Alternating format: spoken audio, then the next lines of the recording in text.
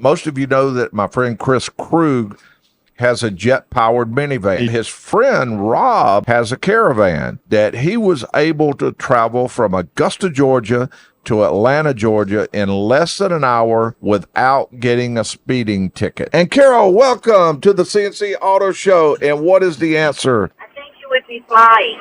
Oh, are you saying there is a chance that this aircraft is not a Dodge Caravan, but it may be a Cessna Caravan? Is that possible? Yes. All right, you are absolutely right. It was a Cessna 208 Caravan. It's used for cargo, and it can seat up to about 14 passengers. You're the winner now, and you will receive... very much. The crowd is going wild. Listen to all the people.